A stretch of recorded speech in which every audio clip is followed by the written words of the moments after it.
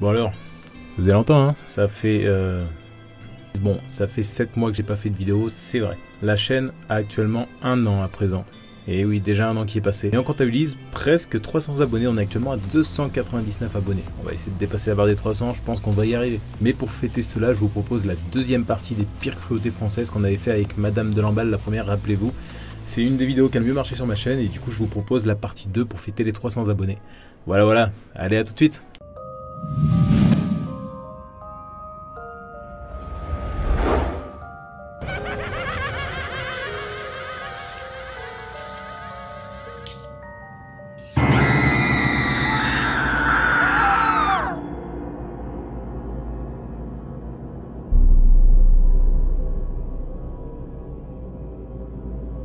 Après l'agression contre Henri II d'un dénommé Caboche, l'assassinat d'Henri III par le dominicain Clément et celui de son successeur par Ravaillac, on n'a plus connu pendant 1 siècle et demi d'attentats contre un roi de France. C'est dire si le coup porté le 5 janvier 1757 par Damien à Louis XV a surpris les contemporains.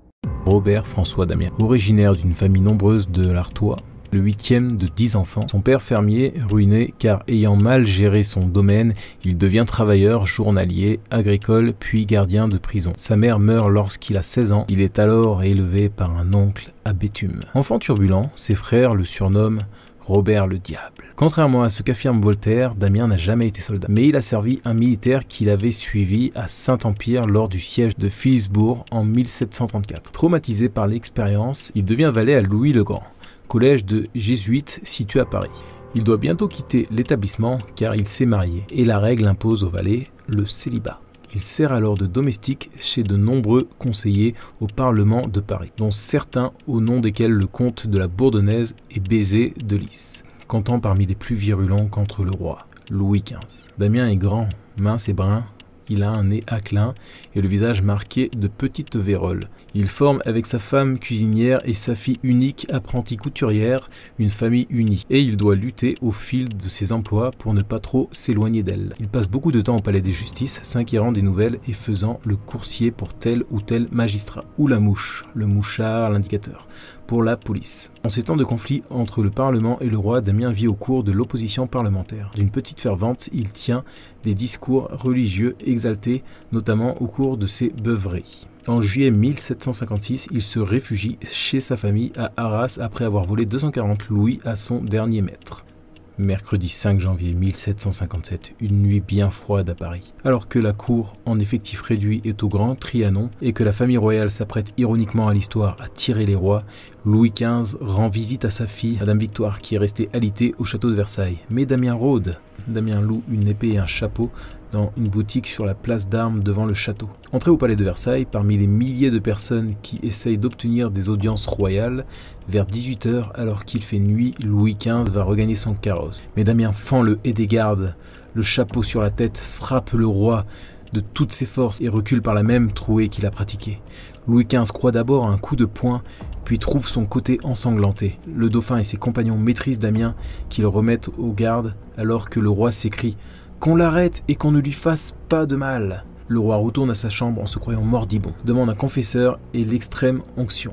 L'arme du crime est un canif à 2 lames rétractables, acheté chez une marchande en quincaillerie trouvée dans la poche de Damien. Celle qui a frappé le roi mesure 8,1 cm. La blessure située du côté droit se trouve entre les 4e et 5e côtes. Les nombreuses couches de vêtements, notamment celles en soie et en velours nécessaires à cause de l'hiver rigoureux, ont amorti la plus grande force du coup. La matinière, premier chirurgien, sonde la blessure. Aucun organe n'est atteint. Il s'agit donc d'une blessure sans gravité, à moins que la lame n'ait été empoisonnée préalablement, ce qui n'est pas le cas. Le roi, cependant, restera cloîtré dans sa chambre pendant 10 jours. Impopulaire depuis une dizaine d'années, il est prêt à changer d'attitude en marquant plus de dévotion, en renonçant à ses maîtresses et en préparant le dauphin à sa succession. Un courtisan se précipite auprès de l'assassin que l'on a traîné jusqu'à la salle de garde, interrogé sur de possibles complices. La torture commence alors. Damien, alors que les gardes lui tenaillent les pieds avec des pincettes rougies au feu, s'écrie « Qu'on prenne garde à monsieur le dauphin !» Le garde des sceaux, Marchaud d'Amoville, arrive peu de temps après, ordonne qu'on mette un gros faillot dans le feu et qu'on l'y jette. Il est interrompu par l'arrivée du grand prévôt de l'hôtel qui prend en charge le prisonnier. Dans la nuit du 17 au 18 janvier, Damien est transféré de Versailles à la conciergerie à Paris, là où Ravaillac avait été enfermé. Aucune torture n'est épargnée aux malheureux. Attaché sur son lit par un assemblage inouï de courroies, de cuir qui lui tiennent chaque membre et sont retenus par des anneaux scellés au plancher. Mais les 2 médecins qui s'assurent de sa santé obtiennent des magistrats qui lui soient permis de se déplacer dans sa chambre et de marcher chaque jour. Tandis que les magistrats instructeurs entendent le prisonnier dans les plus grands secrets et font arrêter tous ses proches ainsi que sa famille, tous également mis au secret, le procès s'ouvre à la grande chambre le 12 février. 10 audiences se passent et Damien n'est entendu que le 26 mars 1757. Harcelé de questions interrogatives ne lui permettant pas de s'exprimer, il réussit tout de même à dire « Si je n'étais jamais rentré dans la salle du palais et que je n'eusse servi que des gens d'épée, je ne serais pas ici. » Damien est condamné pour régicide, à faire amende honorable devant la principale porte de l'église de Paris où il doit être mené et conduit dans un tombeau nu en chemise, tenant une torche de cire ardente du poids de 2 livres. Ce fut le 28 mars 1757 que le domestique Robert-François Damien expia en place de Grève sa tentative d'assassinat en date du 5 janvier de la même année sur Louis XV. La foule était immense. Une mer humaine, écrit Charles Moseley dans le Petit Journal du 25 février 1872. Il n'y a pas d'autre comparaison possible, une mer agitée dont les vagues battaient les maisons, escaladaient les fenêtres et jetaient leur écume de tête jusqu'au toit. Toit pointu, fenêtres étroites, maisons noircies, vieilles places grimaçantes, accoutumées aux spectacles les plus différents, à toutes les fêtes et à toutes les atrocités. De quel côté que les regards se tournaient, il n'apercevait que de la foule et encore de la foule. Foule sur l'arcade Saint-Jean, foule dans la rue de la Tannerie, foule au carrefour de la rue de l'Épine et de la rue du Mouton, foule à toutes les issues. Sur le pavé, foule compacte, composée de toutes sortes d'éléments, mais surtout de l'élément populaire. Aux fenêtres, foule parée coquette, seigneurs et grandes dames. Grandes dames principalement jouant de l'éventail et ayant apprêté leur flacon de sel en cas de syncope. Tel était l'aspect de la place de la Grève le 28 mars dès le matin. Car oui, on était là depuis le matin. On avait déjeuné là joyeusement, en jetant de temps en temps un regard sur les apprêts du supplice. À 3 heures, on s'inquiétait, on craignait que la partie ne fût remise au lendemain. Enfin, on apprit qu'il était sorti de la conciergerie. Ce ne fut qu'un long cri de satisfaction dans toute la foule. Tous les yeux se balquérellent du côté du quai, par où Damien devait arriver. On a vu quelques saluts furieux l'accueillir. La place de Grève en fut ébahiée pendant plusieurs minutes. Dans cette place pleine, il y avait une place vide. Cet espace de 100 pieds environ était entouré d'une palissandre gardée extérieurement par des soldats du guet à pied. Au milieu était l'échafaud, ou plutôt une table basse longue de 7 pieds, large de 4, excédentaire par 6 gros poteaux de 2 pieds et demi de haut. C'était là-dessus que Damien devait être supplicié. À quelque distance de l'échafaud était une autre petite table sur laquelle était posée une poêle de fer remplie de soufre en poudre. Éparses sur le pavé, des barres, des tenailles, des chaînes, des cordes, parmi lesquelles s'empressait le jeune exécuteur Henri Sanson, donnant des ordres à une dizaine de valets. Le cortège entra dans cette enceinte et la compagnie de robes courtes se rangea sur le champ, en dedans de la palissade que les soldats du guet avaient bien de la peine à protéger contre l'envahissement. On étendit enfin Damien sur la petite table basse d'échafaud, la tête regardant l'hôtel de ville. Dans cette posture, il pouvait voir la gigantesque fleur de lys qui surmontait cet édifice et les 2 vaisseaux placés au-dessus des 2 extrémités. Il pouvait également voir les commissaires du Parlement installés au balcon. Damien fut assujetti à la table d'échafaud par 2 énormes ceintures de fer s'ouvrant et se redressant à l'aide de gros écrous, plusieurs autres fortes pièces de fer contenant les épaules et les cuisses.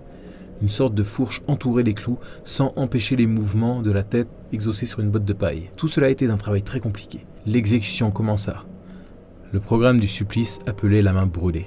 En conséquence, la main droite de Damien fut attachée à une barre. Dans les doigts, on y fixa une chaîne, le canif dont il s'était servi pour frapper le roi. Cela fait, Gabriel Sanson posa sous cette main le réchaud de soufre enflammé. Le feu était médiocre, au dire de l'exemple bouton, mais la douleur fut grande. Elle fit pousser à Damien un cri qui domina tous les bruits de la place de Grève et qui dut être entendu de très loin.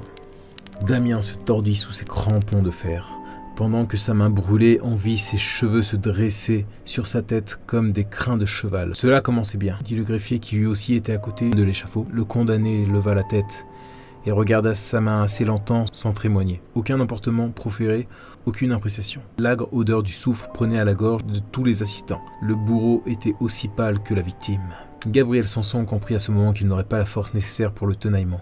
C'était Soubise, le vieux Soubise, qui devait procéder à cette partie, mais Soubise était enivré. Il fallait promouvoir à son remplacement. Gabriel Sanson courut immédiatement au valet et leur dit à demi-voix « Je donne 100 livres à celui de vous qui se chargera de tenailler le condamné. » Les valets se turent. « Veux-tu, Georges ?»« Ma foi, non. »« Veux-tu, Benoît ?»« Excusez-moi, maître. »« Et toi, Simon ?»« Non. » Il s'adressa successivement et vaniment à 7 ou 8 valets. « Et toi, André ?» dit-il au dernier. « 100 livres ?» André hésita, et 100 livres le tentaient. Il avait peut-être un cadeau à faire à une fiancée, ou un joujou à acheter à un enfant. « Eh ben ?» demande Gabriel Sanson. « J'accepte, » dit André. Il s'appelait André Legris. Gabriel Sanson l'entraîna fiévreusement vers l'échafaud, et lui mit entre les mains des tenailles d'acier longues d'1 pied et demi. André Legris ôta sa veste et retroussa les manches de sa chemise jusqu'au coude. Il commença par tenailler Damien au gras des jambes, puis au gras des bras. Son instrument mordit également les cuisses. De là, il remonta aux mamelles qu'il traita de la même façon. Cet exécuteur, quoique très robuste, a eu beaucoup de peine à arracher les morceaux de chair qu'il prenait dans ses pinces. Cela était si dur à arracher qu'il était obligé de tourner ses pinces 2 ou 3 fois du même côté. Et ce qu'il emportait formait à chaque partie une plaie de la largeur d'un écu de 6 livres. Damien hurlait. La mutilation des mamelles fut ce qui parut le faire souffrir le plus. « Ah, mon Dieu !» s'écria-t-il. Il se taisait lorsque les tenailles s'éloignaient de lui, ou bien il récitait des litanies de temps en temps. Son confesseur lui donnait le crucifix à baiser. Ses lèvres s'en approchaient avidement. Le tenaillement terminé, André Legris fut un signe à un valet. Celui-ci s'avança, une sorte de marmite à la main. Dans cette marmite, il y avait du plomb fondu, de l'huile bouillante, de la cire, de la poix de résine en fusion. André Legris plongea une cuillère de fer dans cette infernale mixture et en répandit abondamment sur chacune des plaies de Damien. La chair grésillait avec le bruit strident sous l'action du liquide enflammé. Il eut un soubresaut à ébranler la table qui le portait. Ses yeux sortaient de leurs orbites. On eut le spectacle d'un damné, écumant, crispé, rouge, sanglant, rugissant. Les 2 prêtres avaient détourné la tête. André Legris accomplissa consciencieusement sa tâche. Il arrosait les jambes, les cuisses, les bras, excepté les mamelles. Il ne fallait pas que le cœur risquait d'être atteint. De ce corps épouvantable tatoué s'exaltait une vapeur et une odeur affreuse. L'air de la place de Grève était empesté, et cependant dans les moments de répit que lui laissait l'homme à la cuillère, Damien avait l'inconcevable courage de soulever sa tête et d'examiner chacune de ses plaies. On est même allé jusqu'à prétendre que dans le paroxysme de la souffrance, il semblait défier ses tourmenteurs, et que délirant il s'écriait « Encore, encore !» La foule devait être contente. On laissa respirer Damien quelques instants. Il y avait 3 quarts d'heure que son supplice durait. Le greffier, le breton, profita de ce moment pour s'approcher de lui. « Avez-vous quelque chose à dire ?» lui demanda-t-il. « Grâce, pardon, mon Dieu !» murmura Damien. « Il est encore temps. Ayez pitié, monseigneur. Monsieur les présidents et monsieur le commissaire sont prêts à se transporter auprès de vous. »« J'ai tout dit. »« Songez-y, » reprit le greffier. « Dans un instant, vous allez mourir. »« Oh, faites-moi mourir bien vite !» s'écria Damien. « Vous avez souffert n'est rien en comparaison de ce qui vous reste encore à souffrir. »« Parlez, au nom de votre famille. »« Ma famille !» répète Damien avec émotion. « Grâce pour elle. Révélez vos complices. » continua le greffier. « Qu'on me donne la mort, je vous en prie, hâtez-vous !»« C'est votre dernier mot ?»« Seigneur mon Dieu, la force s'exclama Damien. Le greffier, le breton, recula de quelques pas. Il avait accompli son devoir. Les exécuteurs, et surtout Gabriel, suivaient du regard avec anxiété cette dernière tentative lorsqu'ils furent convaincus que les efforts du greffier avaient été inutiles. Ils se résignèrent à préparer tout ce qu'il fallait pour l'écartèlement. On amena dans l'enceinte 4 chevaux, jeunes et vigoureux, qui avaient été achetés la veille 438 livres, et qui avaient été logés rue des Vieilles Garnisons derrière l'hôtel de ville. Pendant ce temps, on débarrassa Damien de ses attaches de fer aux cuisses et aux bras. Son tronc seul demeurait étroitement à l'échafaud. Les chevaux furent encore excités et lancés. Alors, quand les membres de Damien furent tendus à point, les 2 bourreaux coupèrent les nerfs aux jointures des cuisses. Cela ne se fit pas sans peine. Le sang jaillit en abondance. « Oh !» hurla Damien. « Ayez pitié de moi, Seigneur ! Jésus, secourez-moi !» Les couteaux ne s'arrêtèrent que devant les os. Les chevaux tirent de toute leur force. Cette fois, une cuisse se détacha. la cuisse gauche. À quoi le peuple battit des mains. Jusque-là, il n'avait été que curieux et indifférent. Le peuple battit des mains, je n'aurais jamais osé l'écrire, dit Charles Moseley, parce que je n'aurais jamais osé le penser. Damien regarda encore cette douloureuse séparation, il n'y avait plus de résistance de sa part. Après de nouvelles secousses des chevaux, d'autres cuisses parties également. Il restait que les bras. Henri Samant et Legris recommencèrent le jeu de leurs couteaux à l'endroit des épaules et des aisselles. On aurait dit deux bouchers travaillant sur la même viande. Là, il n'épargnait aucun nerf, aucune tension. « Grâce! Grâce !» criait toujours Damien. Le bras droit en bas, Damien ne perdit pas encore connaissance. Ses cris continuaient mais avec moins de bruit. Et la tête continuait à aller. Enfin, les chevaux emportèrent le dernier bras. Il n'y eut plus que sur la table qu'un tronc qui vivait encore et une tête dont les cheveux venaient de blanchir. Il vivait pendant qu'on détacha les chevaux et qu'on ramassait ses 4 membres. Les confesseurs se précipitèrent vers lui, mais Henri Samant les arrêta en leur disant que Damien venait de rendre le dernier soupir. La vérité est, écrit par le bouton, que je voyais encore l'estomac agité de la mâchoire inférieure aller et venir comme s'il parlait. Ce tronc respirait, ses yeux se tournaient encore vers eux. On ne dit pas si la foule battit des mains une seconde fois. Ce qui est certain, c'est que pendant 1h30 que dura ce supplice, personne ne songea à quitter sa place, ni aux fenêtres, ni sur les pavés, qu'on ne me parle plus de grâce et de firevol du XVIIIe siècle, écrit Moseley, ce siècle rose demeure du sang de Damien. Un bûcher avait été préparé à quelque distance de l'échafaud avec des fagots de la paille. On y jeta d'abord les 4 membres du supplice. La paille était rare. On se souvient que le cheval du greffier en avait mangé une partie. Le bois était humide. Bref, Damien fut aussi difficile à brûler qu'il avait été difficile à écarteler. Pas un spectateur, pas une spectatrice n'avait déserté la place de grève. Tout le monde voulait assister jusqu'au bout à ce drame unique. Sur ces entrefaits, la nuit était venue. Les jets de flammes se dégradèrent et s'élevant peu à peu du bûcher, donnèrent bientôt une teinte fantastique aux objets et aux êtres environnants. Ces pièces de chair et ce tronc ont mis 4 heures environ à brûler. Le dernier morceau trouvé dans les braises n'a fini d'être consommé à 18h30 en plus du soir. Les officiers au nombre d'escales jetaient ainsi Damien. Plusieurs détachements d'archers sommes demeurés sur la plage jusqu'à 11h. Les exécuteurs demeurèrent aussi. Ils demeurèrent pour attiser le bûcher. Leur devoir était de n'abandonner le condamné que lorsqu'il n'en resterait plus rien. Lorsqu'il n'en resta que des cendres, les 2 Samants ramassèrent ces cendres et les mirent dans un tombeau. On a voulu tirer des conséquences de ce qu'un chien s'était couché obstinément sur l'endroit où avait été le bûcher. Chassé à plusieurs reprises, il y revenait sans cesse. Il n'est pas difficile de comprendre que cet animal trouvait cette place plus chaude que tout autre. Voilà la conclusion que le public a pu en tirer.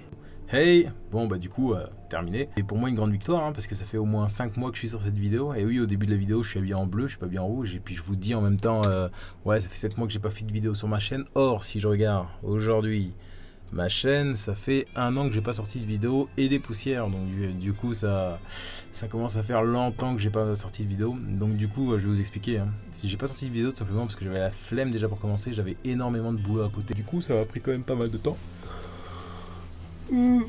Pas fait de vidéo, puis même je vous assure qu'il y a eu la flemme et un peu la baisse de la passion aussi. Hein. Un peu la baisse de la passion. Hein, Vidas c'est bien, mais je sais pas, j'ai une baisse de passion, faut reconnaître. Les prochaines vidéos que je vais vous faire, parce que là maintenant je me relance un peu. Ce qui m'a encouragé honnêtement à relancer les vidéos, c'est les commentaires que je reçois de jour en jour sur certaines vidéos, les vidéos que j'ai fait. Des fois je clique comme ça, je regarde, ah putain, quelqu'un qui a commenté, pourtant cette vidéo elle date et tout, et les mecs à chaque fois ils sont là, ouais, je t'en remercie, continue, ne lâche rien et tout. C'est ce qui m'a quand même repoussé à me relancer, à refaire des vidéos quoi. Enfin bon, même si celle-là était en cours depuis très longtemps. Mais ouais, donc du coup les prochaines vidéos que je vais faire, je pense que ce sera moins compliqué que celle-là, parce que l'air de rien, cette vidéo que je vous ai fait là sur Damien, c'est à mon avis c'est celle qui a pris le plus de temps à effectuer. Parmi toutes les vidéos que j'ai fait, je pense que c'est celle qui a pris largement le plus de temps à effectuer. Et du coup, bon désolé, hein, j'ai peut-être déclaqué, mais en même temps je trouve jamais un meilleur temps que 2h, 3h du matin pour faire mes vidéos. Et du coup, je ferai une vidéo pour vous parler de projet. Pour vous parler de cette belle GoPro, hein, GoPro Hero 7, attendez, je vais la sortir de son socle. Bref, je vous parlerai de cette GoPro 7 une fois de plus, parce que cette fois-ci elle est morte, je l'ai cassée. Elle est totalement morte, là, elle marche plus, je peux plus regarder, hop, j'essaie de l'allumer. Elle ne s'allume plus, donc du coup je crois que je vais vous faire une vidéo aussi dessus. On va parler de comment j'ai pété ma GoPro, et de pourquoi, du comment j'ai pété la GoPro. Et je vais vous parler aussi de mes futurs projets que j'ai. Donc je ferai une vidéo comme ça, fun, tu vois, c'est une vidéo, je vous dis que je ferai, parce que là, vu que je redémarre la chaîne, il me faut des vidéos un peu légères, hein. Et si je commence à rattaquer sur un François Damien comme je viens de vous pondre là, ça va me bouffer trop de temps et je pense que je vais lâcher par flemme. Mais du coup, je vais vous faire une petite vidéo tranquille où je vais vous parler un peu de l'histoire de ma GoPro et de plein de trucs. La caméra c'est un peu décalé, on va essayer de la remonter un petit peu là comme ça là. Et merde, j'ai redécalé encore. Non, je vais essayer d'être plus régulier, je vous promets rien. Mais vraiment, les commentaires m'ont vraiment encouragé à tout ça, à faire tout ça. Et encore une chose sur la mort de François Damien d'ailleurs, qui était une mort horrible, hein, mais pour cette époque pas si horrible que ça, parce qu'il y en a eu quand même plein des morts horribles. Aujourd'hui, le président peut se prendre une baffe dans la gueule, le mec se fera pas écarteler pour autant.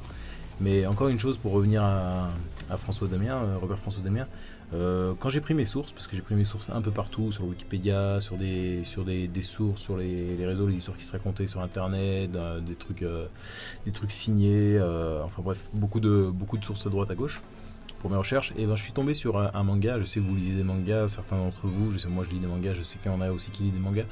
Et ben il y a un manga qui se passe à Paris pendant ces années-là, et en fait on y voit la mort de François Damien dans ce manga. Donc je vous mettrai le livre ici, et je vous mettrai même les quelques images où on voit François Damien ici qui se fait écarteler du coup. Et du coup ce passage est dans le manga. Donc voilà quoi, si vous voulez lire le manga ou le trouver ou vous démerder quoi. Moi je l'ai pas lu parce que ça a l'air un peu cucu quand même. Donc du coup je me suis pas fait chier à le lire, j'ai juste regardé les images qui m'intéressaient, celles que je vous montre là actuellement, là, qui défilent sur l'écran. Et du coup vous faites comme vous voulez. Donc moi sur ce, je vais vous laisser.